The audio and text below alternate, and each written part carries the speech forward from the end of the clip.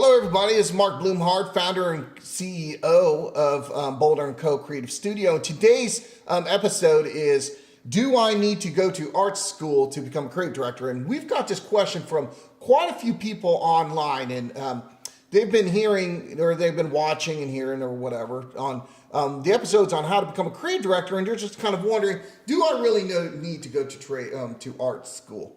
And so I think I'm going to weigh in on this, and I know what I'm going to say is probably controversial. Hopefully it's not. Hopefully it makes a little bit more sense than anything. But that's a kind of a tough question, and I would say for the most part you would have to go to art school, and the reason being. So you can look at me, I've got 4 degrees. I regret most of it, to be honest with you. I've got a lot of student loans, and I can't really say that it really helps you out in your career. But I gotta say this, to become a creative director, if you really wanna become a creative director, you've gotta take a couple routes. One of them is journalism. Like, you could have philosophy degrees, you could have a design degree, fashion, industrial design, retail design. You could even come through, I've seen illustrators come through, English writers go through as creative directors. But I've got to admit that I think it would be quite difficult to become a creative director unless you've had that. Now, here's the thing. If you didn't want to go to school, what I would do is replace those 4 years with your own education. Now, I think that own education would mean a lot more than college. But what I've seen are people thinking that they can kind of take a shortcut and they rely on their intelligence or their creativity or something that their mother told them when they were little children. But that doesn't really work, because when you're a creative director, it really depends on the creative director you want to become. When you get higher and higher on the food chain, that becomes extremely competitive. And my big question is, how competitive are you? And I'm not talking about a degree. I'm talking about the knowledge and experiences that you've had in order to talk to the clients, in order to give them real information and feedback. So if you don't go to art school, and you don't go to college at all, you got to figure something else out, folks. I mean, at that point, the number sticks in my head. I'm thinking maybe like 600 books. You better read and really regurgitate and understand I would put that number around 600 books.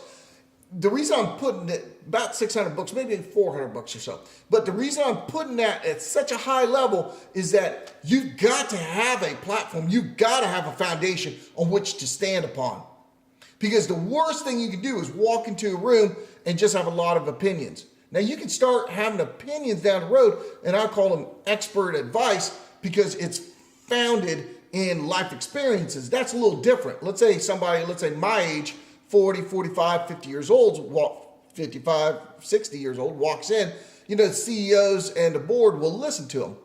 But when you're 24, 25 years old, you're going to have something else under your belt in order to get in front of the board and have the board listen to you. That's what it's all about, folks. When you are a creative director, it's not about just creating a great logo or a brochure or anything else like that. You've got to have the wherewithal to be able to defend and sell your idea. It's kind of like going to a restaurant. You go to a restaurant. I used to own a restaurant, right? And 50% of the experience of the food was a presentation.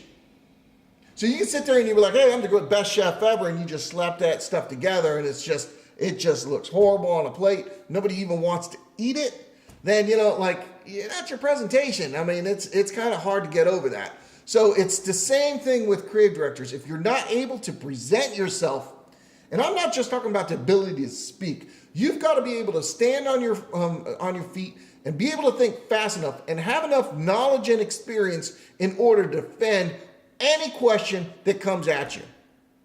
If you think about me, for example, my personal brand, I've got a very narrow personal brand. My personal brand is to be personally humble, but professionally fierce. And what that means, you're like, okay, that kind of sounds neat, but what does that mean in your daily life? That means in my daily life that when I walk into a meeting, I want to be the most knowledgeable person in that room when it comes to branding. Now think about that. What's your personal brand? Think about that for a second.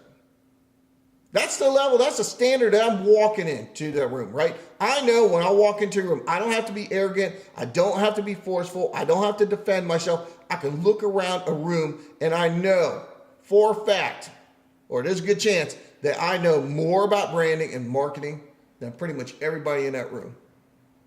And that's a free market, folks. Anybody could be running for that title. So what is your brand? And if you're going to be a creative director, there are so incredibly few people that become creative directors and great creative directors. You've got to think about this and you've got to plan out your career. What is the angle that you're going to be running on? If you are a great artist, maybe that's something that you can run on. So you know, if you can put together logos and design layouts, great.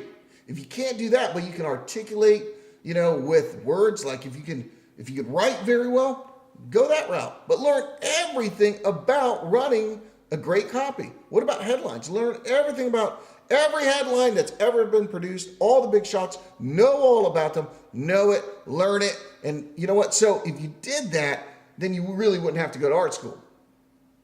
You would have the confidence because you've taught yourself, all right?